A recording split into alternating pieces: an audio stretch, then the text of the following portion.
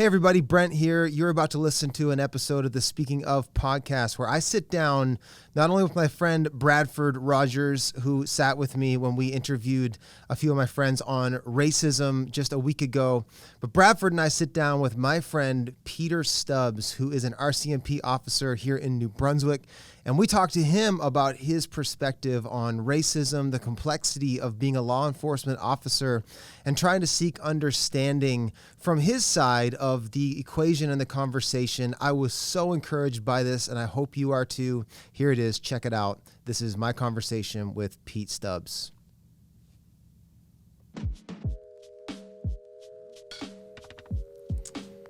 That's the sound.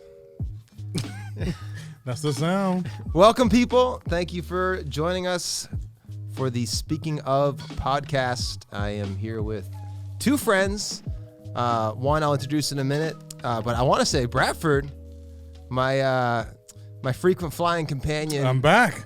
And I think we're going to be able to see your face this time. Hope so. That's the goal. So I full on. Let's go. We just edited you out the other time. No, we had a Zoom fail, so it's good. It's all right. We can see you this time. It's I was good. wondering what was happening last week. It was a Zoom fail. It was my fault. I recorded that whole podcast through Zoom, and I thought I was like controlling what people were seeing. Turns out it was just like me.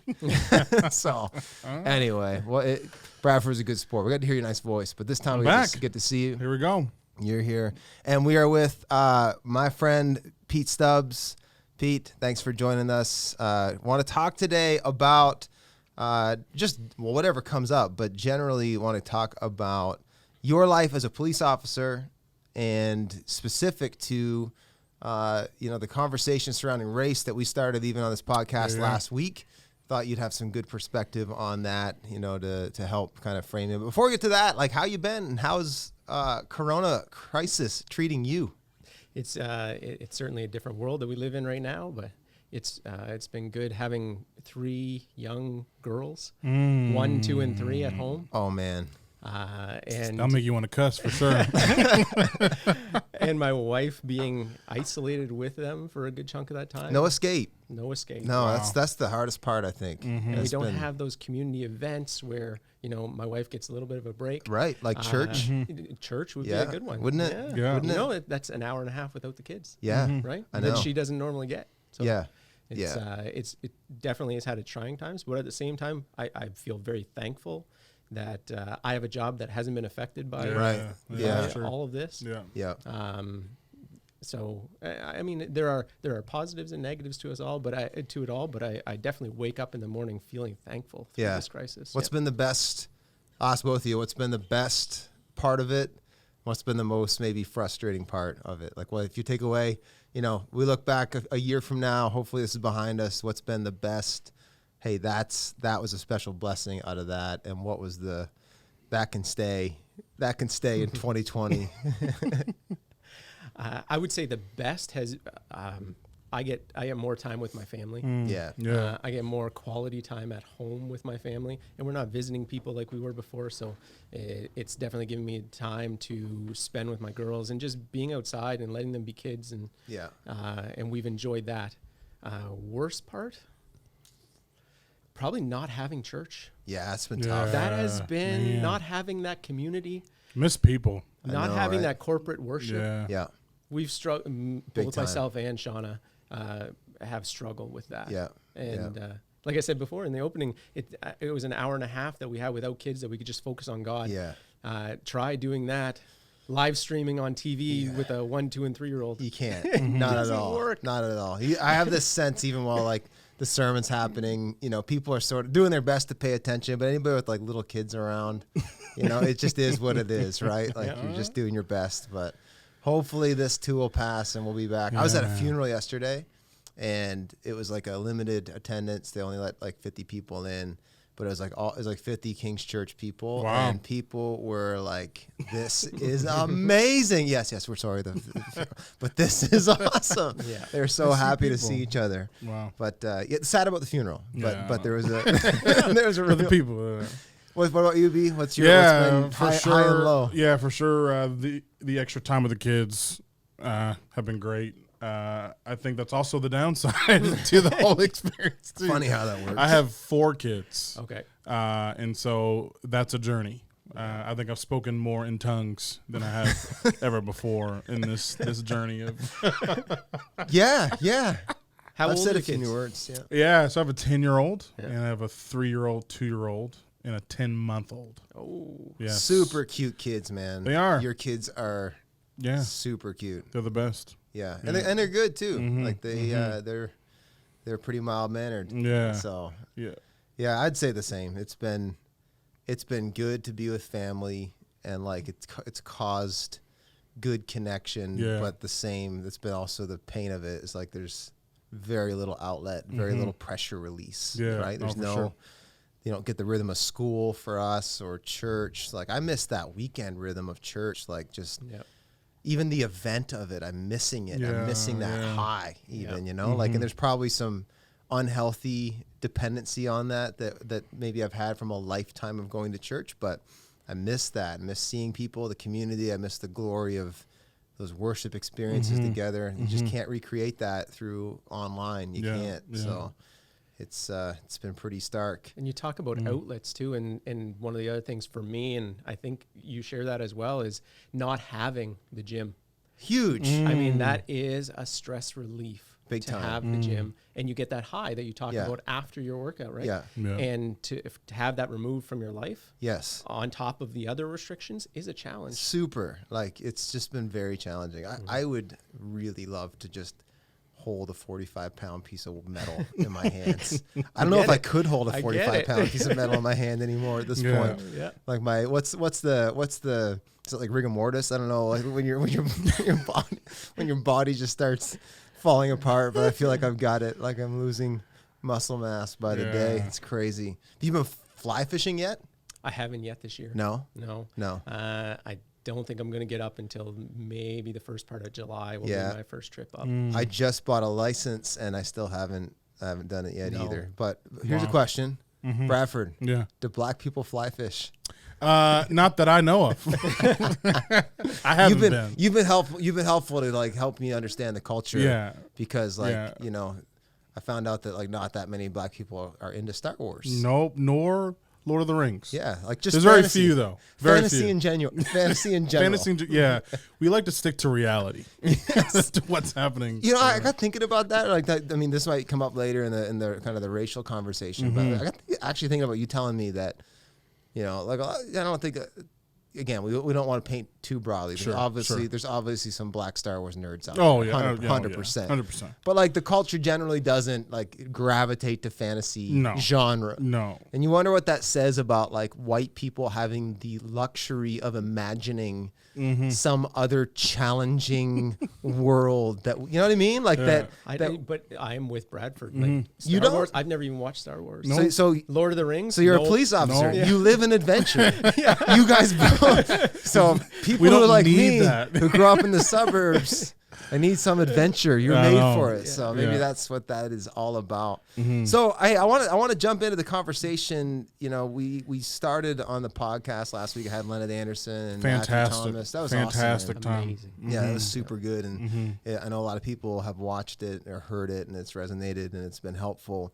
And I think the big thing behind that was just like the conversation about race through the lens of relationship. Like that changes things when you know someone, when you have a friend who's like saying, no, this is real, this hurts me, or this is how I see it. That changes. It changes the conversation for you when you're no longer hearing it maybe through the echo chamber of social media or what's online, but you're now hearing it out of a person's mouth. You're seeing it on their face, like, I'm in pain, this is legit. So, that's why I wanted to have the conversation in the first place. Is my perspective on racial issues has changed the more black friends I've gained in the last decade of my life. And so I legitimately have a different opinion. I probably 10 years ago, if you'd asked me, is racism a problem in Atlantic Canada, I probably just would have just flat out said no. But that was from a perspective of a white guy who didn't have any black friends. Sure. And so my perspective was very narrow because I didn't have friends who have had that experience. I don't have any black friends. So, and I thought that conversation was very helpful for white guys like myself and it's like so many of my white friends and family. Yeah. And I had a lot of feedback from people I know just saying like, I had no idea. Like I believed them when I heard them speaking and I saw the emotion on their face. I believe them and I have no reason not to. Thank you for allowing me to hear from your friends, you know? So the relationship thing is crucial in these conversations because what starts to happen when we get these kind of tense dynamics, people, if you don't have that connection of relationship, you really can't get an accurate picture until you do, right? Absolutely, 100%. So I got thinking about it, and you know, as you've watched the last couple of weeks unfold, you see the not just the protests, which are really really cool to see that happening. Like there seems to be a momentum about this particular season that there hasn't been yet, I don't think, on this issue of race. But you're also seeing, you know, beyond protest, you're seeing riots and looting. Pretty intense stuff, and with that, some pretty broad stroke conversations surrounding law enforcement. Yeah, the same exact way though that you'll hear people be dismissive or have harmful assumptions about black people. You know, you almost can hear it in some of the conversations surrounding law enforcement. Yeah. Like, you know, the police are the problem. Police are bad. Like. Well, that's actually the same. That's the same. That broad stroke brush is the same problem. It doesn't matter what we're painting with it. If we're not having relational conversations with people and hearing them, I think we're going to run into problems. And so I thought it'd be cool to I have a friend in Pete Stubbs who, among others, I have family members who are law enforcement. And so I have a different perspective on their life, and I thought, man, to hear from them though, that's good. Might be a hugely helpful thing. I'll just say one more thing before I get to hear from Pete. But I remember about 2 years ago, a friend of mine from the church here, he works in St. John. He's on the police force in St. John. Dan, he's just a good guy. Took me out for a ride along. So I spent a day. That's fun. Doing a ride along with him through St. John, and he's on the St. John police force. Wow. And like. It was eye-opening. Just it was like a beautiful summer day. Nothing crazy happened, but we did like just in like a 4-hour window, you know, respond to like multiple pretty intense, like a couple domestic things and like and it was just normal for him, just going from one call to the other. And I'm kind of following him into these situations and stuff. Like actually I have one guy like kind of getting into a bit of a back and forth with Dan.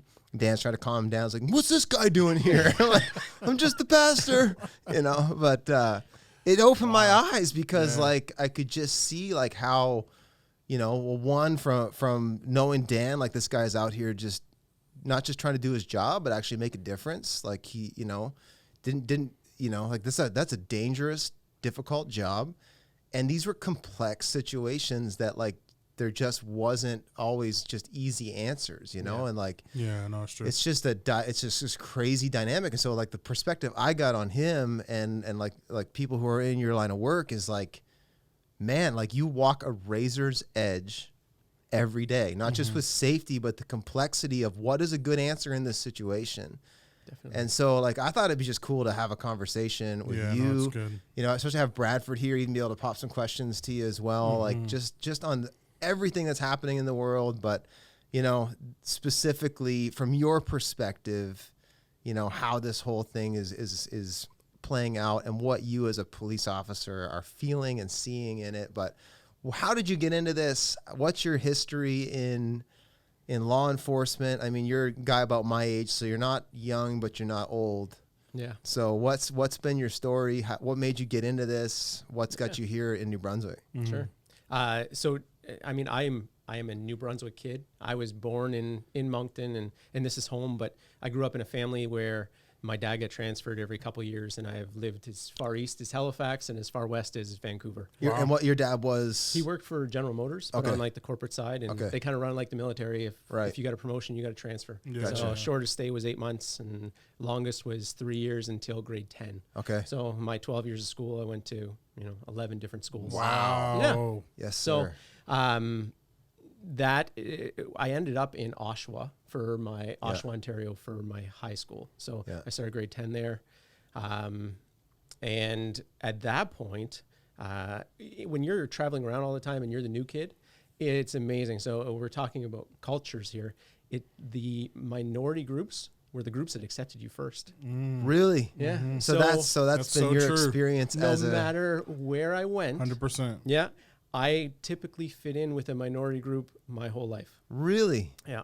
Because the groups that were established, we'll say the rich white kids. groups, that were established wherever I went, they weren't apt to just accept you. You were viewed as competition or the new kid or whatever. No right? kidding. Whatever it may be. Wow. So when we finally stopped moving in grade 10, I mean, the majority, and when I say majority, like the vast majority of my friends from the time I was 14 till the time I was 20 were not white. Wow. Right? Yeah, like my best friends growing up, it was a guy named LeVar and another guy named Mustafa. Yeah. Okay. And, yeah. So, I don't picture either one of them looking like me. No. No. It's amazing how a lot of the time names can like let us give it like. Have you ever met a black Brent? But have you ever met a black Brat or a white Bradford? No. Yeah. See. Or like a white LeVar. Yeah. No. Right? That's and Mustafa. Yeah. Yeah. I'm guessing he Who's doesn't look like Ron over there on the Switch. I mean, and he's he's an imam. Okay. So okay. Yeah. So he was in South Africa for 5 years and trained, and now he's back. And that's cool. Does he live? He's in Ontario. He's in Ontario as well. Yeah. So I had some diverse experiences growing up before you ever even got into law enforcement. Yeah, and with all that's going on with Mr. Floyd, and before I get into my policing experience, like this has made me reflect on some of the experiences of my past, think, you know what, maybe that wasn't right. So just a couple quick examples. Like I can remember, so we were going to see Benny Hinn in Pittsburgh. Wow. So it was me. Okay. I'm the only white guy in the car. Yeah. Okay. And this guy's cultured. And the parents that are in the vehicle are from El Salvador. Yeah. And so we're going across the border. And as a kid, I went across the border on a fairly regular basis. Right. Every time we drove to New Brunswick, we went through the States and whatnot. And we did lots of vacations. I'd never been searched. I just got asked a couple questions. Right. And so we're going through the border and we're crossing. We tell them we're going to see Benny Hinn. We're going to Pittsburgh. Yeah. We're excited.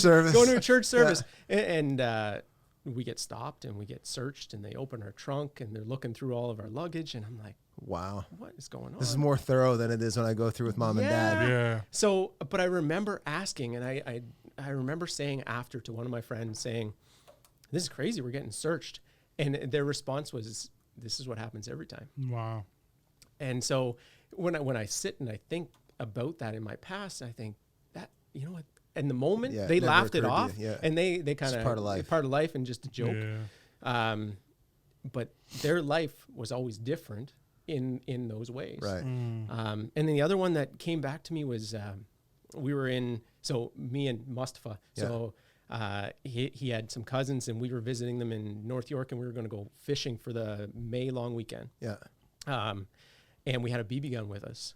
And so me being, a kid that just doesn't really think before his actions potentially. That's only you. None of us were like that. Like 14, 15 years old. I'm in North York and there's a park next door. Yeah. So I grabbed the BB gun and I'm going to go shoot some birds. Mm-hmm.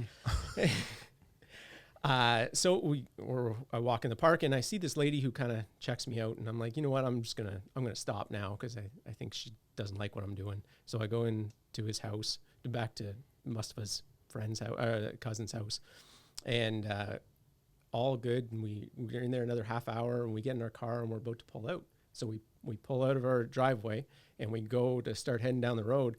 And all of a sudden there's one police car, a second police car, a third police car. Oh, man. And then the SWAT team. Yeah. What? Everyone's got their gun. Yeah.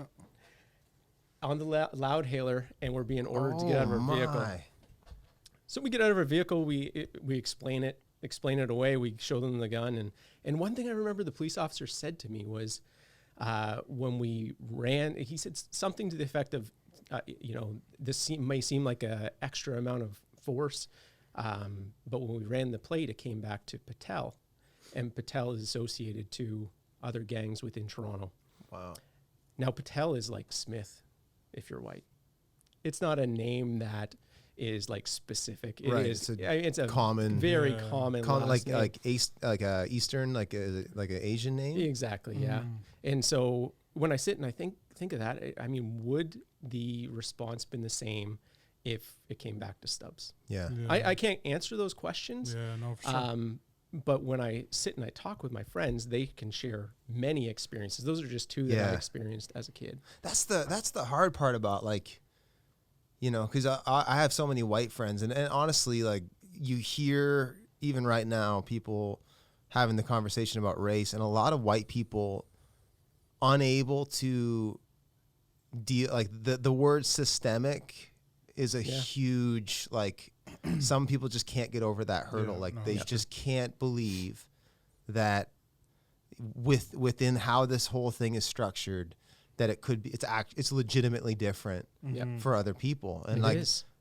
Well, here's the thing, like, so if Bradford's telling me, or your friends are telling you that, like, hey, this experience has been different, you know, for me as a Christian, I can't think that, you know, just because if you're getting different results in your life, it's not because you're not as smart as me. No. It's not because you're not as able as I am. I don't believe that. I believe everybody's created in the image of God. Black people and white people and brown people, like, no one's smarter than the other. So I don't believe that. I don't believe you're lying, because I know you. So it's got to be something else that is causing this volume of people to have that same testimony, you know? And it's like, the more conversations you have with people that, you know, they're like, no, of course, I've never gone through the border and not had them check my bags, you know? Like, at what point do you actually stop and say, yeah, okay, clearly there are different rules at work for different people. Like, it's just a thing. Yeah, no, it is. So at that age, so then that takes me up to around my 20s, early 20s, 19, 20. And then I went to school and did business admin, majored in HR. And to a certain extent lost that connection.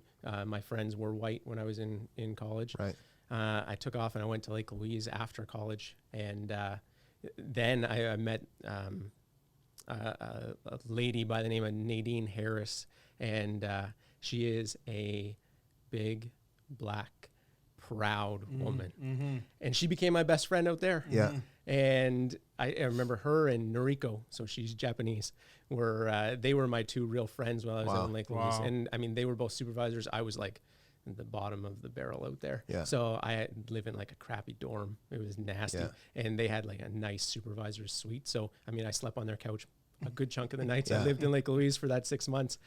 But it's just another example of everywhere I went, that was always the connections that I made. Wow. That's cool. Telling too, right? That's like so cool. that like minorities are quicker to just like take you in. It's easy. It's easier to infiltrate that system than it is to infiltrate like an established white community. That speaks to systems too. You know. Wow. And so after that, I took a transfer actually to St. John, worked at the Delta for a couple of years. Still doing HR? So I did banquets in here. I was managing the banquets and the bars. Man, you've had like 100 jobs. Oh, I've been a little bit all over the place. Home Depot is where I started. No, Discount Car and Truck Rentals, and then Home Depot, and I've been a little bit everywhere. Yeah. So, and then my grandmother cut an ad out of the newspaper that said, you know, we're taking applicants for the RCMP. Okay. And so I never as a boy did I grow up saying I want to be a police officer. Wow. It just kind of happened. So I went and wrote the test. And 16 months later, I was in Saskatchewan doing the training for... How old were you then? 23. And you're like 36, 37? 38. 38. Yeah. Wow. Yeah. So you've been at it 15. Yeah. I'm in my 15th year. Yeah. Now. Wow. Yeah. So you've seen some stuff. Yeah. So you leave Saskatchewan. Where's your first? And my first posting is Tantallon, which is Upper Hammonds Plains. Right. Yes. Okay. And that would be where like Lennart was saying he went to high school, wasn't it? That's right. And so part of my area at that time was Pastor Anderson's area as well. Okay. So wow. And this is where my so that's your first post as a RCMP. Yeah. Wow. And so I've lean right in. There now I've given you kind of my past, and then my experience when I got to Tantallon was just so drastically different. So I can remember within my first 6 months, I went to a domestic call in Upper Hammonds Plains, the Black community. Yeah. And I can remember it was a domestic, and I get to the house, and a Black man comes out, and he is not happy that I am there to see him. Really? And he expresses that because I'm white, he's not happy that I'm there. Yeah. Okay. And he doesn't want to deal with me. Yeah. And so from my background, that's shocking at this point. Yeah. Because You've only ever been accepted. I've only ever been accepted in the Black community my now whole you life. You have a different skin color on you. It's not your whiteness. Yeah. It's your white copness, you think? Is that Oh yeah. 100%. Yeah. And it was the fact, and like, so even though I'm a police officer, and at 23, I didn't think, oh man, this is because I'm a police officer. Right? Right. It was an attack on me, and I just didn't understand it. And so another Black officer did come and dealt with the situation, quickly de-escalated, and it really ended up being nothing. And then the second one that stands out to me is in another Black community. I was doing a patrol, and next thing I know it, there are boulders being thrown at me. Yeah. Wow. And when I say, like, it was not pebbles, like rocks at the car, and one hits the windshield and the other one hits the A-frame pillar on the front of the car, and I'm thinking, I just couldn't fathom why are you doing what this? was going on. So what that did is it actually caused me to look into it, because it's not what I knew. So the first thing I looked into the history of Halifax and the Black population, and I watched that. Everyone should watch that BBC on Africville. Yes. Okay. Is it BBC or CBC? I think it's BBC. Okay. If you go on YouTube and you type in Africville, yeah, it'll show up. Okay. And it's only about a half an hour documentary, but it shows what Halifax did to the Black community there. Yeah. And there is a significant history that is completely unfair, was completely racist. 100%. 100%. And that history was part of the reason why, as a police officer, the people were reacting that way to me being there. Right. And so the other thing that I did is, so in our first 6 months as a police officer, you have to do a community portfolio. So you pick a community, you kind of go into that community and you learn about it. So I picked Upper Hammonds Plains. So I actually, first phone call I made was to Pastor Anderson. Okay. And I was like, that's good on you. Yeah, I was like, you know what? Me and you need to have a conversation. And I explained what I was doing, and he, with open arms, I mean, he is an amazing man, and an incredibly genuine, nice man. Totally. No, so legit. I went to the church and we sat down, and I honestly thought it was going to be a half-hour conversation. I don't remember exactly how long it was, but we got into all kinds of details of the past of the community, of the past of the Black community in general in Halifax. And I remember him giving me a magazine where it was he was the top, or one of the 5 pastors in Canada that have impacted his community in a positive way. Yeah. I still have that Maclean's magazine somewhere. Yeah. But then, and he also put me in touch with like the community group there. And so I went and I met with them and talked about some of the police issues and met with the kids. But then in addition to that, I was like, you know what? I want to go to his church. Yeah. So I keep waiting for an invite that to church preach. Is fun. I was gonna try to. It is fun. I was gonna try to like insert see if Pastor Leonard would invite me to preach on the podcast. I didn't feel like that was the time, because we were in something a little more serious. Yeah. But, so you started going to the EBC meeting place. So I remember walking in the first time, and the unbelievable welcome. Yeah. You walk in that place, you don't get a handshake. Hugs. Hugs. Yeah. I think before I got into the sanctuary, I probably got 10 hugs. Yeah. And not like Pentecostal side hugs. Yeah. Like hugs. Like you knew that you were welcome. You knew that you were loved. borderline like inappropriate hugs. Yeah, but it's okay. but it's great. No one cares. Yeah, Squeeze till you're almost uncomfortable. Yes. You got to breathe. You got to breathe in. Yeah, I know. Exactly. Yeah. And I truly felt like no one cared that I was white. Wow. And immediately accepted. So cool. And I didn't go every Sunday there. I was at a point in my life where I wasn't going to church every Sunday. Yeah. But I did.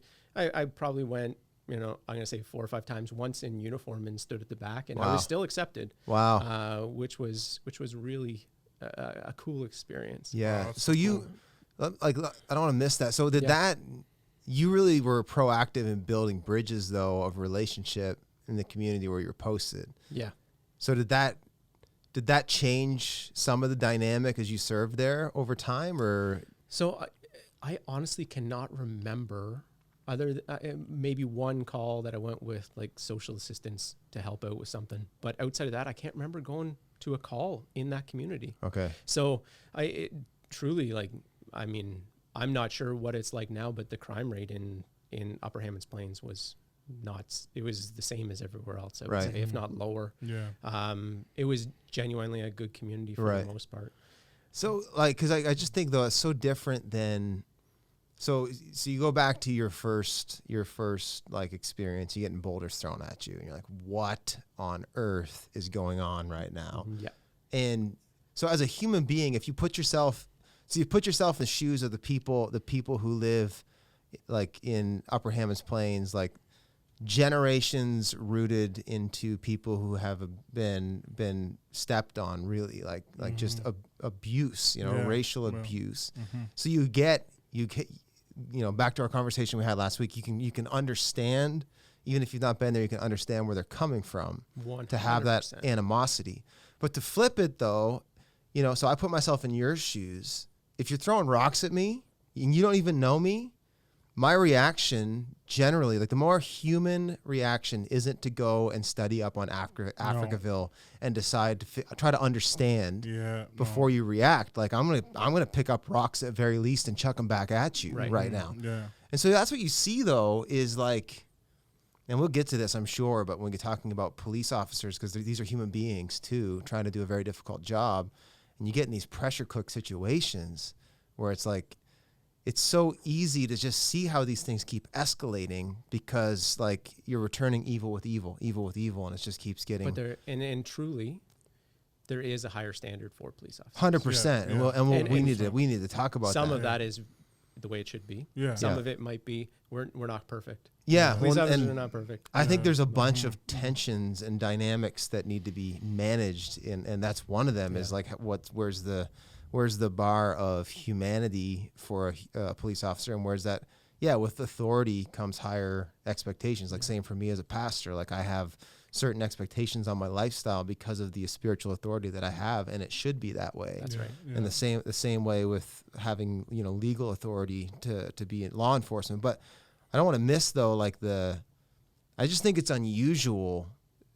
I think you're unusual, like in some ways. Sure. Like not that there's again. I'm the last person to say there's not good police officers out there. I know many, but I think what you did, though, in like, and even if the RCMP had the foresight to say you need to do a community study, which that's great, but whether or not you give yourself to that or not is up to the individual. And like the fact that you sat down with Lennett and you wanted to hear from him and that kind of thing, like. I think that's the power. That's like huge. That's what actually can diffuse these. And I think so. A big chunk of that is because of my past, though, right? Right. And so many people, and New Brunswick is a great example. And I mean, even you talked about last week how you didn't have any black friends growing up. So that understanding for me was already, some of it, not all of it, some of it was already there because of the relationships that I had growing up. Right. Right. Where a lot of people in Canada in general, there are pockets of black communities, but there is not a large black community in most parts of Canada. Right. Outside of the major cities, right? Like there's just not, like even Atlantic Canada, outside of Halifax, you just get, you get some black folks. I mean, you're experiencing it now. You're like one of how many black families in Hampton? I'm probably it. To be honest with you. Yeah. So it's like, I mean, that's just a reality. And so, that's right. But that's you think about I get watching these riots and stuff, and like, on the one hand, you see the pain on the black community and like just have had enough, you know, and I get it. And I don't act like I understand. But at the same time, you see these officers in their riot gear with a job to do and actually like legitimately trying to protect not just property, but human life. Yep. You know, and like it's a lose-lose situation. Like, what do you do? Like, do you move people with force, or do you let people just tear apart everything? And it's like, you see these, it's just complex. Yeah. And you're being paid to do a job that most people want to run away from. Right. Mm-hmm. Right. And that's the reality of being a police officer in a lot of situations. Yeah. Right. So it's very different. And then, so just to go back to Upper Hammonds Plains, I was only there for a year and a couple months, and then I ended up getting transferred. Where'd you go next? Sackville. Sackville, Nova Scotia. Yeah. So like 10 minutes up the road. Exactly. But I ended up in a White different community. position. White community, but I ended up in like a position that basically I was in charge of 7 or 8 different schools. So okay. it was, when you're in Halifax, and I don't know what it's like there now, but when you, after your first year or two, you ended up going to the airport, a community liaison, a school liaison, or something to that effect. I wouldn't say they were very desirable posts, but kind of like doing your time. Yeah. So let's get your story. Let's do story corner here. Like, okay, sure. Because it's actually interesting though too, like to your line of work. You know, it's not just drama and tension, but like, you know, I just the one day of. I'm sure there's monotonous, boring, a lot of boring. Sure. Components to it too, but the reality is you do still go to a lot of like pretty intense situations, you know. So where did you go after Halifax? Where did you go next? I went to Toronto actually and worked in a federal section that worked on the national security side of things for Canada. So you were like it's kind of like FBI. Yeah, it would be equivalent to what the FBI would do in the U.S. Right. Yeah, and like I mean, I would wear this to work. Yeah. I never wore a uniform for the 4.5 years I was in Toronto. Wow. And kind of traveled the world.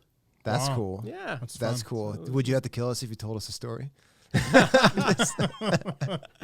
I probably can't share a whole lot from the stories from that line of work. I could certainly share a couple from general duty, but no, that's cool. Yeah. And so, at what point did you meet your wife? And like where was that? Was that in Ontario? Wasn't it? It was in Ontario. Yeah. Mm-hmm. So I met my wife in Toronto. I actually went back to the church that I used to go to. See, I remembered. I knew. That's right. Okay. Yeah. I went back to the church where I grew up as a kid, or when I went to high school anyway, and just went and spent a weekend with my mom. And one of my old friends approached me and just kind of said, "Hey, there's a girl I think you should meet." Nice. And I initially was like, "No, that's not happening, man." Just the setup. Yeah. I'm like, I'm not good with that. Yeah. And but eventually, I would say several months after, she contacted me again and said, "I really want you to meet this girl." And we went and had coffee, and I would say 2 dates later, I knew she was the one I was going to marry. Yeah, that was it. That was it. I was set up too. So were you? Yeah. Oh yeah. My wife's brother-in-law, or my wife's wife, my wife's brother's wife. Okay. Kind of put it together. So. Wow. I didn't know that. Yeah, I would never have had the guts to. So was that Mark Brewer's wife? Yeah. Gotcha. I wouldn't have had the guts to go make. In fact, I needed significant coaxing from my future sister-in-law. It's like many times her just saying she will say yes if you ask her out. Yeah. Like, well, I don't believe you. Yeah. So Wow. It's funny. On our third date, I can remember. I think it was around our third date. I can remember having the conversation with her, and she was saying that she never wanted to leave Ontario. And I was like, "Wow, we need to really make a decision on this, because if you don't want to leave Ontario, then this isn't going to work." Yeah. And she came back the next day or within a couple days and said, "No, you know what? I'm willing to move, and I want our life to be an adventure." And that's when I was like, "Okay." And wow. Yeah. And then was it from there to here? No, to Keswick. Keswick, New Brunswick. New Brunswick. Okay. Yeah. That's where my in-laws are all from. Yeah. Yeah. Where's that at? It's like Keswick? north of Fredericton. Yeah. Isn't it? Yeah. Okay. Get your mic right there. Get in there. There you go. Yeah, I would say northwest of Fredericton. Yeah. Wow. The Ridge. Yeah, exactly. The Ridge. Yeah. Yeah. So okay. you were stationed out there. I was stationed there for a year and a half. And you were Wow. you were dealing with people making moonshine, illegal grow ops. You know what I will say? That's what's going on up there. Keswick has a large area that they police. But Keswick Ridge itself is actually, a nice little. Absolutely. Yeah, It's for beautiful. sure. It's beautiful. Yeah. So, yeah, I'm just making it. You go a little further. You got to go up to like Zealand and stuff. Yeah, well, that's part of the area. You get into the moon. Oh, Yeah, was it? yeah. Okay. Yeah. Yeah. You see some stuff. Yeah. There's that. This is for. There are people all who are gonna watch this that just don't care. But there's a house. Is that house with all the hubcaps still up there? It's still there. Well, I haven't been there in about 4 years, but it was the there 4 years hubcap ago. house. There's like a Okay, on the way wow. to like the ski hill. There's Yep. this house that's got probably 1,000 hubcaps just on the wall. It's amazing. So Oh, that's what you go see when you're in Zealand. Yeah. I think you just That's how I knew I was in Zealand. yeah. So And then after that, I ended up in St. Stephen. yeah, and you've been there ever since. Yeah, I've been there for this summer would be, well, actually, no, this month. It's 4 years. 4 Wow. years. Yeah. Yeah. And I think that's probably where we're staying. Yeah. Yeah. It's cool. It's I love the whole stretch from St. John to St. Stephen's. Just Yeah, it's nice. God's country. Yeah. It's awesome. Mhm. Well, these guys, they're part of our St. Stephen location. So We're just waiting for it. we have There you go. Waiting for it. two households. You and another guy who's also a police officer. I think. CBSA. Okay. Aaron yeah. Harrington. That's right. So I know some kind of official job. Yeah. Yeah. Aaron. Yeah. Yeah. I think there's a few more too, but Yeah, there probably are, especially now. Oh, so yeah. the Corona thing has really decentralized our church. Yeah. Sure. So sure. in a good way. So you saw the George Floyd thing, and you watched the video. I'm assuming, which is just like it's just hard to even. You just watch, like you hear the guy like yelling, "I can't breathe," and you're just like, Yeah, man. and then you see the guy did look pretty cold. Like he just looked like doesn't care. He just got his knee on his neck. So as a police officer, yeah. you watch that as a police officer, and now we know your background too. Like it's not as simple as you're just seeing it from the side of the blue people, Yeah. How do you unpack that? Like, how do you even process that? What did you see when you saw that? So it legitimately breaks my heart. Yeah. I struggled to watch. The first time I tried to watch the video, I watched maybe the first 45 seconds. And I had to turn it off. But I did make myself watch the full 8 minutes and change because I felt like it needed to be watched. You can't look away. You can't turn a blind eye to that. No. And it legitimately broke my heart. And just a quick to go back, I would say in February, Craig Rochelle, he did a podcast series on it's called Dangerous Prayers. Yeah. And one of the prayers was, God, break my heart for what breaks yours. And this is one of those situations that truly like broke me. Yeah. And I think when you look at it from that perspective, like it breaks God's heart that happened. Yeah. And then for it to be someone who wears the same uniform that I wear, for someone who has the same skin color that I have, is just completely unacceptable. And I am thankful that they are being charged. Yeah. And I'm thankful that, so I believe good is going to come from this. Yeah. There's nothing good about the situation. Yeah. No. But good is going to come from this because conversations like this are happening. Yeah. No, they are. And conversations like last week when you had, I don't remember all the pastors' names. Yeah. Matt and Jeremiah and Leonard and Brefford. And man, I took some great stuff from that podcast, and it actually made me reach out to, I think it's probably 6 of my friends. And I didn't want to just send a general email to all of my black friends. Like, I just didn't feel right about that. I wanted to do individual emails. Yeah. And I did. And their response that I got back, like it breaks a community when something like that happens. Yeah. And For sure. Specifically, Nadine messaged me back. And she said, like, when she saw that video, she just broke down. Yeah. Yeah. And all she could do was just pray and cry out to God. Yeah. And because it was, I think things like this, I'm sure they've happened in the past, but now we're getting a real view. It's being filmed. Yes. Yeah. And I am not here to say, so as a police officer in Canada, in my 14 years of policing, I've seen nothing like that. Yeah. I'm not saying that police doesn't officers in happen, Canada yeah. doesn't happen, but I can say that I have seen absolutely nothing like that.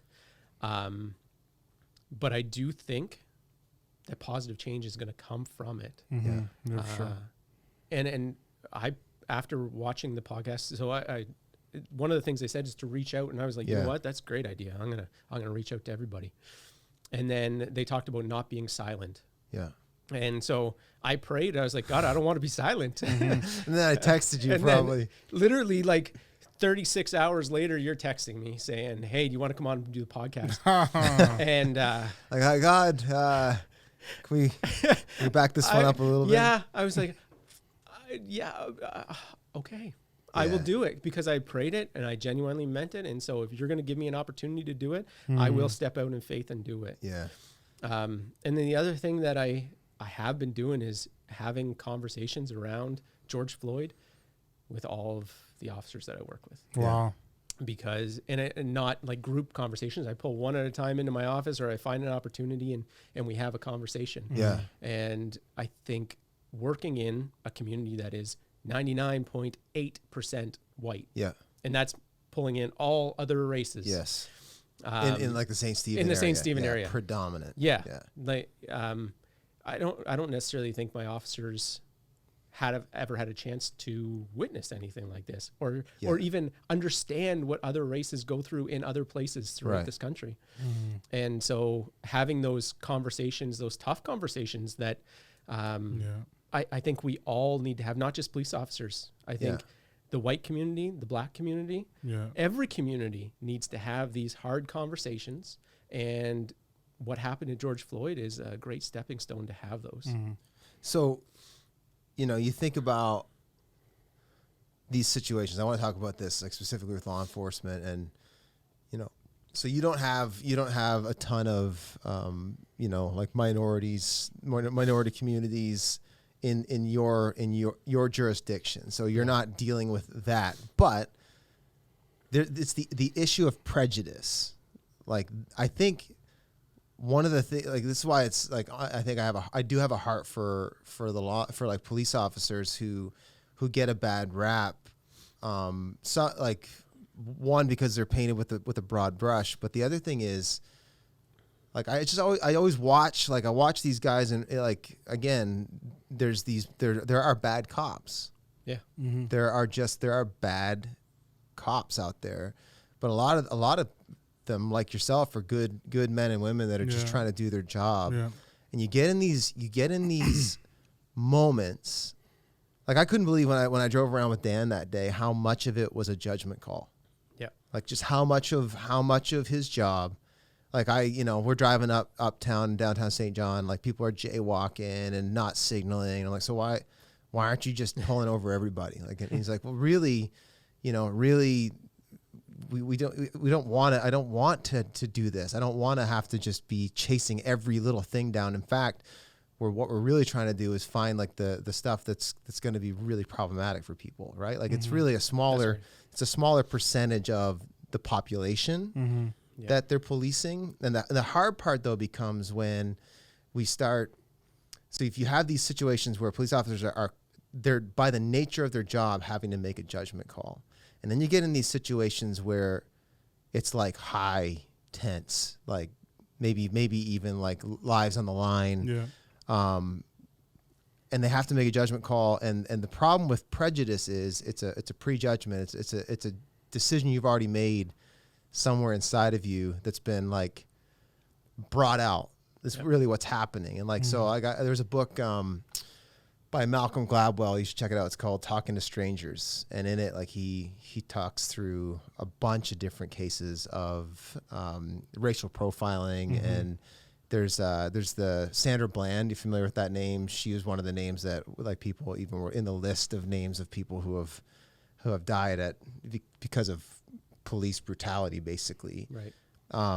He sets the whole book up around Sandra Bland, but in his book, he talks about how most of these police officers, they don't see themselves as racist. It's just they actually have a prejudice buried deep within them because they maybe don't have those relationships. They don't have that connection with other people to be able to see their humanity or to give them more scope of context. So they get in these moments that are high pressure, and their default decision goes with the prejudice. Does that make sense? So like there's like, so that's like some of these shootings is you get these people in these high pressure situations, and they're making a judgment call that's based on a wrong assumption about somebody. And it's like, it's such an issue. This is why I think it's so important that we have these conversations, and the awareness thing is a big piece, is because if we can get that scope of context and conversation and awareness so that like, it's not the guy with the neo-Nazi symbol on his arm that, you know, is necessarily, like, I don't think those guys are really getting into the precinct, right? Like if you're like an overt, if you're a KKK, you're not getting in. So it's like, it's the people like me who grew up with no black friends. I sign up, and it's because I don't know you, and then I get in this situation, and I've got some kind of preconceived notion of how this is going to go, so I react a certain way. Yeah. And it's like, I don't know how as a police officer, it's just such a difficult situation. There are these judgment calls, and short of knowing people to have context, I don't know how there's any solutions to be. What is prejudice, and what is trying to get all the facts before you get there? Right. And what is learning the totality of the situation so that you can react? And there is a line there, but there's a whole lot of gray. Yeah. Right. That's and then things happen so fast too, right? Yeah. So you got to learn how to like react and respond very, very quickly. So you have there's the issue of what's going on inside a person, and that's what gets so difficult for a police officer is whether they know it or not. There's notions. Like, I mean, I talked to my own mother, and she was very emotional, and she texted me and just said, like, after our podcast with the other guys, and she just said, that changed me. Like, I've never thought of that. Wow. You know, like, again, she grew up, she's a generation ahead of me, grew up in the same place I did. Yep. You know, like, it's not that no one taught, she's not by no means a racist. It's just ignorant. Like, we didn't grow up with, and so you don't know what your prejudices are, if that makes sense. Like, that's the hard part. And so you're seeing it exposed. Yep. And unfortunately for police officers, they're in these situations that expose our prejudice. Right. And so it's more rampant than what we realize. It's just, you're seeing, it's not does that make sense? Like, it's in us all at a certain level. Like, and I think it's amplified. That's the word in police officers. And that's the word. Here's something that I think, you know, it has become a hot topic issue, but is PTSD and mental health of police officers. And I had actually, Marion Jamer is she's like the chaplain for St. Stephen. She's actually like the chaplain for New Brunswick, but she's specifically in St. Stephen. And she we were talking about this the other day, and one of the concepts that she kind of threw out at me, and I've been thinking on, is many police officers suffer from PTSD. And when I say PTSD, some sort of post-traumatic stress syndrome, maybe not the actual disorder. Yeah, sure. Because you go through stressful situations. But then the black community, and I'm just going to speak specifically to Nova Scotia because I don't know anywhere else. Experienced. There's a type of generational PTSD there. And so you have one community that's hurting and need to be strong. And then you have another community that's hurting and wants to be strong. Right. And then you have those two communities coming together on their worst days. Yeah. And so I haven't really thought about, I've thought about it. I haven't come up with a way of how you fix that because it's generational, and it's the scars from post-traumatic stress disorder, you can't see, but every time a member of the black community gets pulled over, it's you're ripping at that it's just, scar. It totally is tearing at you're, it. You're tearing at it, so it doesn't ever get a chance to heal. Yeah. And it's like the police officer who goes to work every day and doesn't have any support. Yeah. That PTSD, as much as you might have a month with no event, the next time you're never back to zero. Yeah. And to talk about tearing open the scar, the police officer goes into Upper Hammonds Plains or some other black community and then gets rocks thrown at him or whatever. Yeah. And it's like, that's tearing at the scar too. So it's like this vicious cycle that doesn't, I think that's why, if you're on social media over the last couple of weeks and you see these moments where there are officers like hugging protesters. Yeah. It's huge.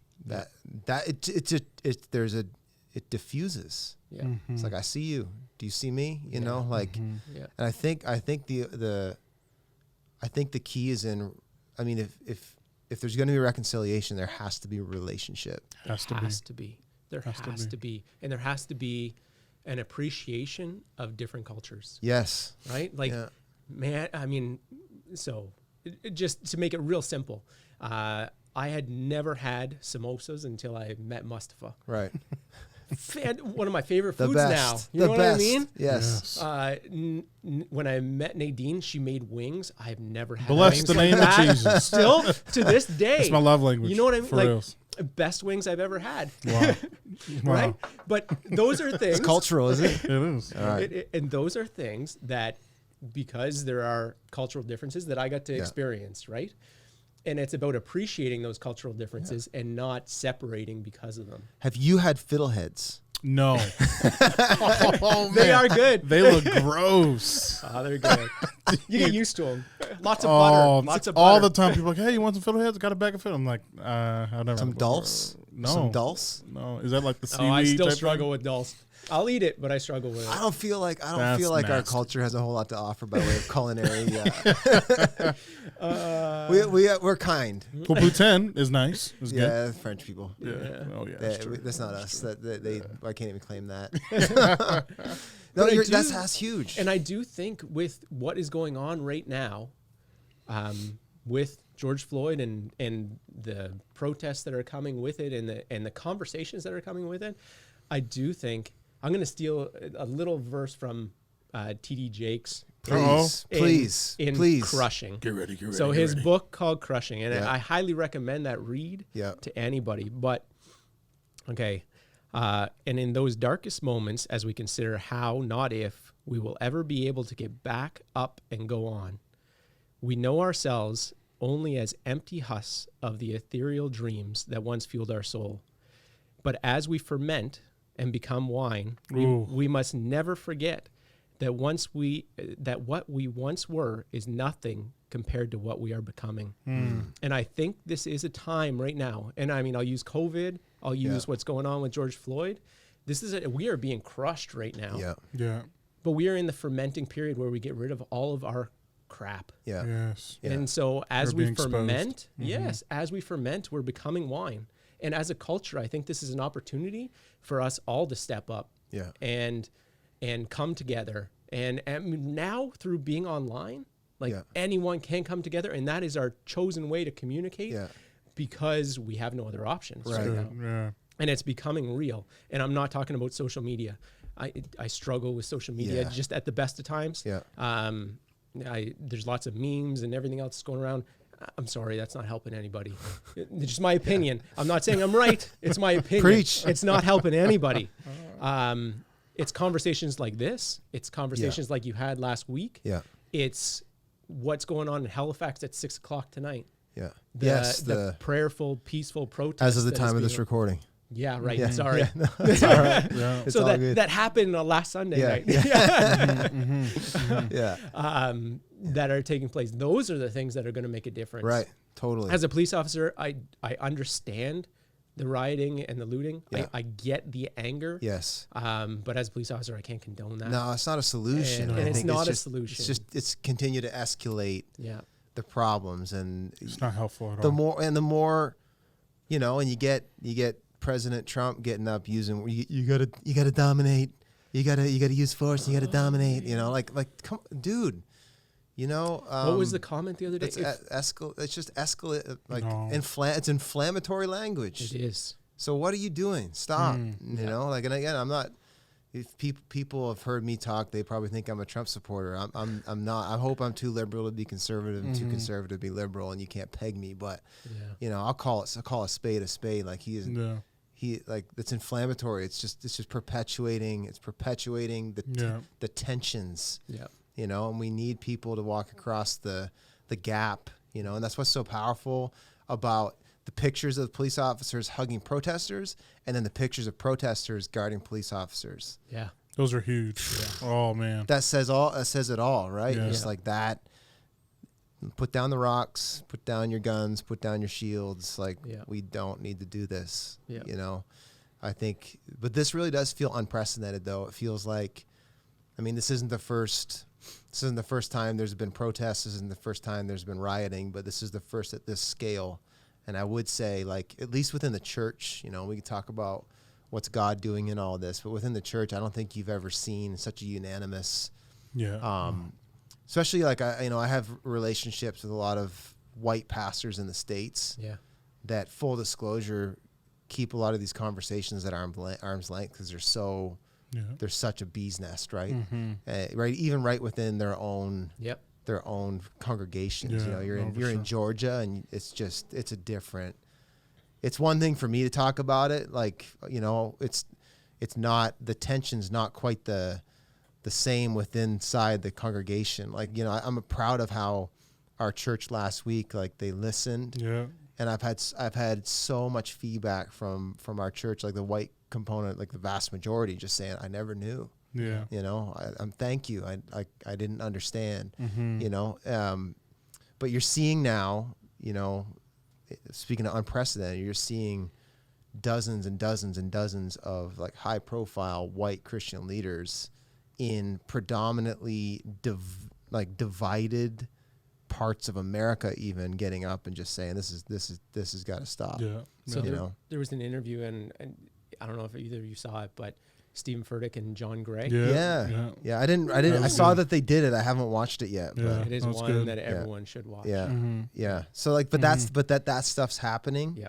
On the largest white platforms, especially, like that's unprecedented. It seems like things are shifting. Yeah.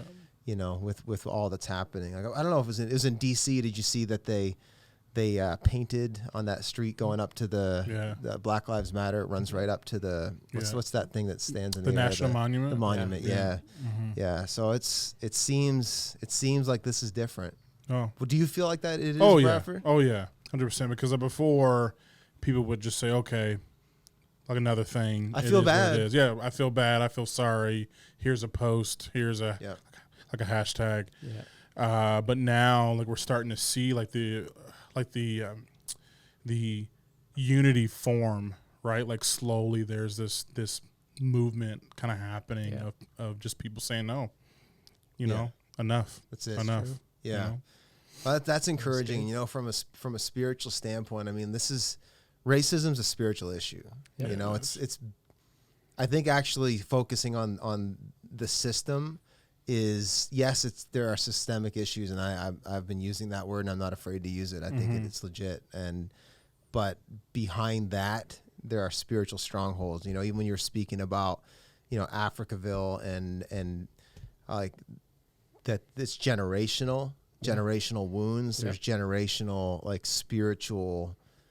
We're dealing with principalities, right? Yeah. Like that's 100%. What this is, and the church needs to recognize its place, not just to be a voice for reform and an advocate, and, you know, to be like Pastor Lennett said, be allies in the conversation. But we need to even more than that, or as much, or alongside of, like, take our spiritual place and just start calling it out, spiritually speaking, like interceding and praying, and legitimately recognizing that there's a substance behind the systems, and there's some spiritual strongholds that I think the Lord is uprooting in this season. That's my feeling. Yeah. So the biggest thing then really is, in your opinion, we talk about solutions. You know, you have the complex nature of these situations, and then the complex nature of the two, like you got the law enforcement, like it's complicated. You have good cops and bad cops. There's also a spectrum, like you have good days and bad days, and then you're in these situations. So what do solutions look like for you? I think having those conversations is something that definitely needs to happen. There are conversations that are having inside the police force right now, across all the police forces across Canada, around PTSD for police officers and seeking help and options that are there, because truthfully that stuff builds up. I mean, I know even for myself, like there are scenes, there are calls that I've been on. They'll never get out of your head. No, like when I was in, well, I won't go to specifics because I don't want to traumatize anyone who was there. But at one point early on in my career, I go to a car accident and there's, it's on fire and there's 4 people inside. And by the end of it, the driver's ejected and I'm trying to deal with the driver and I'm getting hit with pieces of stuff that's exploding out of the vehicle, some body parts. And, we open the car and the only thing that you can see is rib cages attached with seatbbelts, right? Yeah. And that's the smell of burning flesh. You just don't get rid of that. No. And another time I was, going to arrest a guy because of a call where he was slashing tires, and next thing you know it, he's running at me with a knife. Yeah. And I got my gun out and the trigger's halfway pulled, and the only reason he didn't get shot is because another police officer came and hammered him with his car. Yeah. Or else I would have killed the man. Yeah. Wow. And that's your choice in that moment. Like that's it. Like it's not like that happened. All of what I just explained happened in 3 seconds. Yeah. Right. That's the thing. Of course that's the hard part to understand in this. Of course your prejudice is going to come out because you're making a judgment in a split second. Yeah. Like it's so intense. And I mean, you to speak to hearing someone's pain, you like the law enforcement community, you particular as an RCMP officer, not just dealing with COVID, not just dealing with like, seeing maybe the whole racial thing and how this is going down from a different perspective. But then like here in Atlantic Canada, you guys are still grieving the whole shooting that happened in Nova Scotia, and like just pain, man. Right. And I mean, I worked with Heidi when I was in Cole Harbour. And so when something happens to the Black community, it happens to all of them. When something happens to a police officer, wow, it happens to all of them. Yeah. You can draw so many similarities. And I think one of the keys is, instead of focusing on the differences, focus on the similarities. Yeah. Me and my Muslim buddy who is an imam, when we have conversations, we try and focus on the similarities. Right. So instead of starting at, well, you believe in Allah. And exactly right. Yeah. So I think that's how the conversation starts. And I think the conversation needs to happen at all levels. Like it's no, don't get me wrong. I support government. I believe in government, but the conversations don't need to happen between government and the Black communities. Yeah.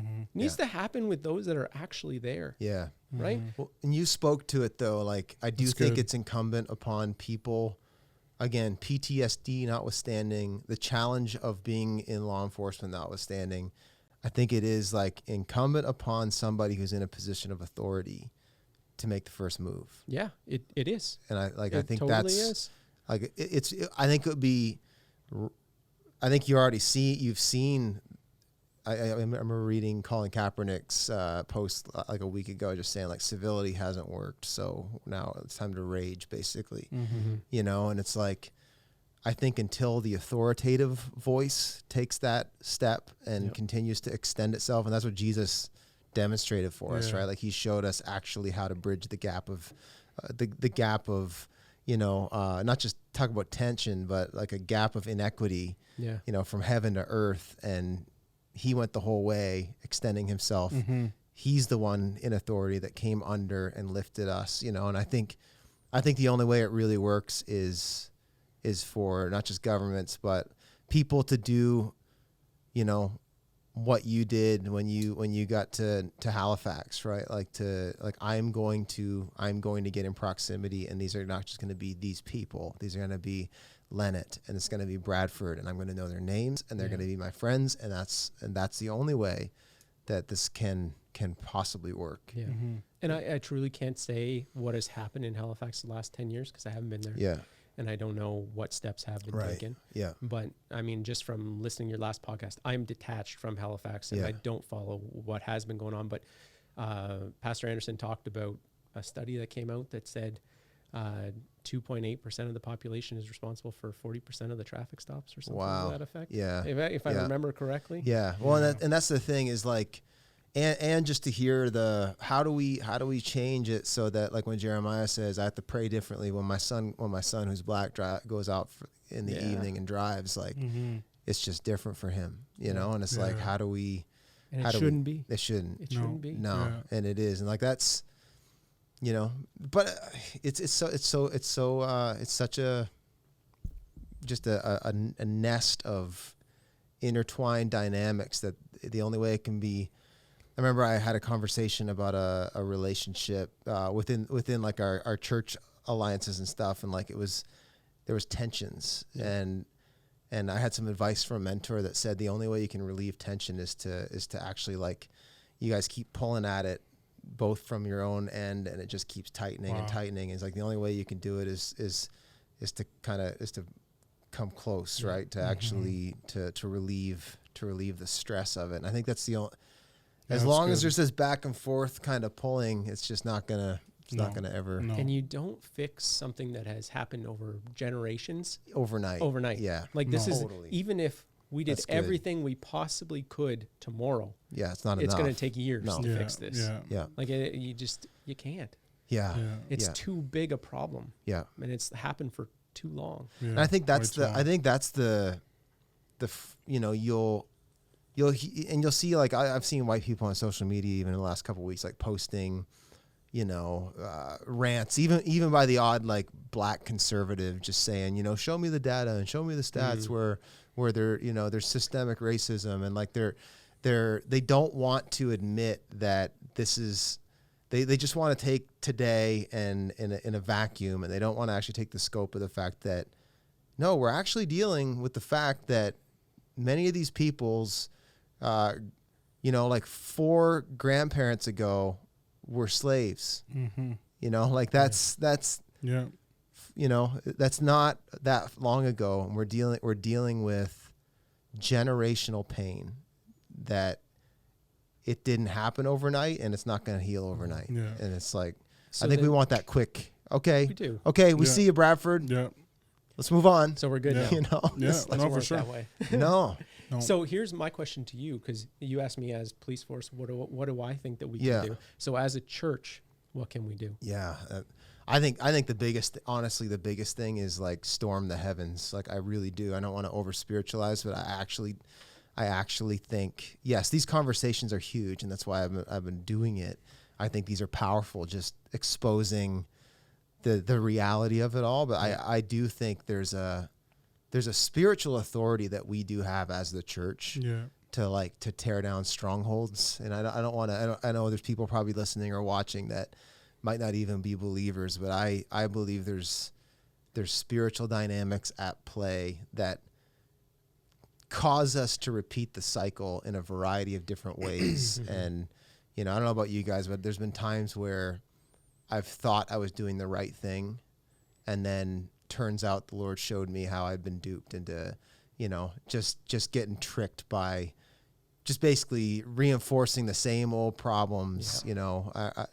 And I think the devil is very tricky, and I think he's very good at getting us to just keep the tensions and keep the destructiveness. And I think one of the main roles of the church, not just being ministers of reconciliation, having these conversations, I think that's huge. Showing up en masse like we did last Sunday night in Halifax, yes, right? Right.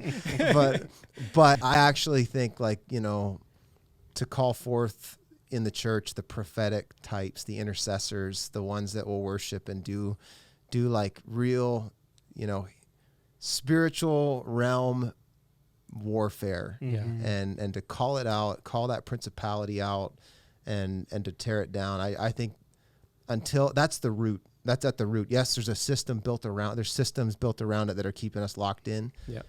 But we can reconfigure the system all day, but until the hearts are changed and the spiritual realities dealt with, it's just going to take a different shape. It's going to be the same problem in a different shape, right? That's what you're seeing. That's why I wanted to have this conversation. Is let's not create the same problem with a different shape. Like let's not just flip back racism back on police officers, right? Like a form of it, a form of prejudice, you know. And it's like, whoa, let's see this with like spiritual eyes here. And I think that's the role of the church. I think. Yes, ministers of reconciliation, but I do think there's a spiritual authority that we have that we should be contending for, praying into, calling out. Like even I think one of the things one of the guys said last week was maybe it was Matt or Jeremiah. I think both of them spoke to it. Like, don't be silent. You know, like just speak up. Yep. For the church to realize when we speak up, we speak with an authority that carries spiritual weight. And it's not just that we're no longer willing to co-sign, you know, racial speech, but when we speak against it, it actually has the power to tear down that stuff. Yeah. You know, so that's I think the main role of the church is to recognize the spiritual reality that's at play, and to take our place to take it down. You know, that's good because that's a reminder of who the real enemy is, right? Like it's not white people against or flesh and police, blood. right? I heard a quote that said, the enemy is not scared of a large church, but he's scared of a unified church. Yeah. Right. And that's where we have to be. Yeah. Right. Yeah. In these next few moments of being like together. I think the church can also, you know, to take this into practical, I think the church can also be the place that demonstrates it best on what racial reconciliation, what it really means to be. We are the people that believe that everybody's created in the image of God, and we live this out. And so we have these family conversations, and we root out anything that isn't. The racism is anti-kingdom, right? And so we can't go with that. And I think the church has the opportunity to demonstrate, you know, to live toward that Revelation 7 vision of every tribe, tongue, people, and nation redeemed by the Lord together in unity. I think that can speak volumes too. I don't know how we can get the church less you know, fragmented. I'd love to see an increase, and maybe that'll happen out of this season. Maybe that's something the Lord's doing to bring more diversity into local churches. You know, I get the family kind of cultural component of it, and you know, for me, I'd prefer to jam out to kind of gospel music. You know me, Brad. Yeah, of course. But you know, generally, I get it. Like, it's not. The fact that there are black churches it's not all bad. You know, it's not all segregation and racism, but I do think there's that picture we're supposed to look at in Revelation 7 that I think we're supposed to strive for, and actually even do the work to build. No, it's not convenient. Yeah, it does mean you're going to have to give up your preference. It does mean that maybe if we're going to make a black and white church, it's going to be a little less Chris Tomlin, a little more Kirk Franklin, which I'm all for. But you know, I think it's about that. We need to be the ones that demonstrate that dance of submission to one another. Right? I think that the church has a real opportunity to do that. So from a policing perspective as well, I think we are. So I say all the time, and I say it to my wife, I say it to anyone who will listen. I don't know how anyone is a police officer if they don't have a personal relationship with God. Yeah, I don't know how you can handle it. I don't know how you handle the stresses of the day. Yeah. Like I believe there are 5 aspects of wellness: spiritual, physical, mental, financial, and I'm missing one, emotional. Yeah. And if you don't have all 5 of those in order, you're in trouble. Yeah. Because you're dealing with everybody on their worst possible day. You're dealing with roughly the same 10% of the population. Yeah. You know, the average person deals with a police officer probably twice in their lifetime. Right. And there's some that will deal 20 times in a month. Yeah. Right. Yeah. And so you're seeing the worst of people, unfortunately. Yeah. And if you don't have something to go back home and reconcile that with, yes. My wife is unbelievably supportive. Yeah. I have 3 great little girls that love me. Yeah. I have a strong faith and a personal relationship with God. And still, like, I still go talk to a therapist once in a while. Yeah. Have to. Yeah, for sure. No, Have to. Yeah. So I don't know how people who, we know, everyone knows that not everyone's home life is great. Yeah. Right? And it's the same within the police force. So how do you go and you deal with people's problems all day long, and then you go home and you deal with your personal problems all night? How do you come back and be fresh to deal with everyone else's problems again the next day, right? The reality is hurt people, Yes. right? No, and 100%. And when you have police officers who are hurt and they're going into hurtful situations, like it's just bound to happen. So, police officers ideally would be healthy. Ideally. Yeah. Right. But that's again, like short of the grace of God, how do you get that real health? What do you do? How do you not, it's interesting you just said, I know we're going to wrap up in a second, but it's interesting you just said, deal with the same, some people will deal with the police officer twice in their life and some people like 20 times in a month. And it's like, how do you not let that reinforce some of your biases though? Like it's human for you to think, well, I'm going to see Johnny down in the corner again here tomorrow as well, doing the same old thing. Yeah. And, and it's like, if you don't have somewhere to put those frustrations and disappointments and hurts, you're just going to live with it. And you're going to carry it into how you're a police officer or carry it into how you're a human being. Yeah. And I think the gospel Jesus gives us that opportunity to kind of cast those things on him, to start as best you can, start fresh every day. Yeah. And that's where I think there's an open door for spiritual health within the police force. I think it's something that is just starting to be addressed. And I'm seeing it actually in New Brunswick. There is, like I said, there's a chaplain now, and there is some chaplains being spread out throughout the province. There's actually money going to it. Like it is a good thing, and it is starting to grow. And I think it is something that will make a difference. Just like praying for the Black community, praying for police officers, it needs to happen. Yeah, it needs to happen. We need both sides. Yes, that's good. That's huge. Like just that the church could not just pray for reconciliation and pray for the Black community, but even pray healing over people who are going into the most destructive situations. Yeah, that's the thing. Is I don't understand the PTSD component, but I have a stressful job. Yep. And like there's sometimes feels like if I don't have Jesus to cast that on, I just carry the weight of that burden all the time. And it's like for the church to pray health over, and I think that's even fair to speak over the government too, like that. I think that's what we're supposed to pray for our government leaders. It's like, it's I don't envy, Blaine Higgs and what they've had to do with the coronavirus, because he's done a good job though.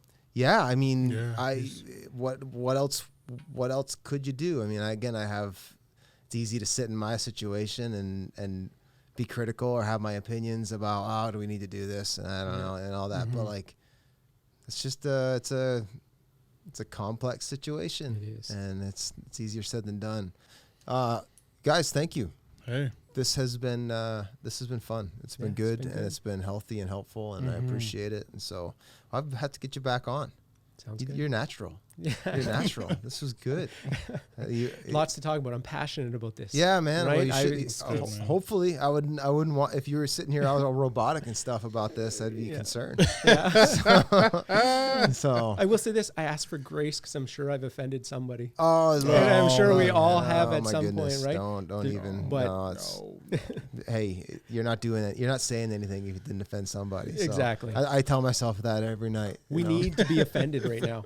We need to be offended. Yeah, that's right. And if that's been my biggest, and we'll wrap up. And Ron, you cue the music, so we'll be done. But that's been my biggest struggle with all this. Is it seems that some people are more offended by the conversation about racism than the racism that's actually happening. Yeah, so true. It's like, what is your problem? Yeah. Anyway, but we'll, grace of God is doing something new. I believe that for sure. So thank you guys. This has been fun. Thank you. And, thanks for the opportunity. Absolutely. We'll do it again. Will I be soon. back, Brent? You'll be back. Yeah. And I think, and we'll see your face. Yeah, you'll be back. We're going to take you fly fishing. Fly fishing, That please. would be fun. You're going to be. We should In do a that. Star Wars marathon. You're going to, well, we'll start with fly fishing. Okay. I could see you actually enjoying that. Yeah. Like, Because even if you don't like to fish, you like being there. he doesn't do Star Wars, remember? Yeah. Okay. We'll try the fly fishing thing. You'll like let's it. do it. Let's do it. I'll tell you what, you catch a decent sized fish on a fly rod. Yeah. You're Nothing not better. going to be wanting to do that again. Okay. 100%. Yeah. Let's go fishing. We should do All right. that. Let's do it. Have a good one, guys. Thanks for watching. Thanks for tuning in. And we'll see you next time on the Speaking of podcast. Subscribe. Subscribe. Yeah. Share. You should do that. Subscribe and share. thanks. All right. Mm-hmm. Hey, everybody. Thanks so much for listening. I hope you enjoyed that as much as I did. Do me a favor before you sign off today, whatever platform you're listening or watching this on, do me a favor and subscribe and help me get the word out and share more great content like this for other people. Have a great day.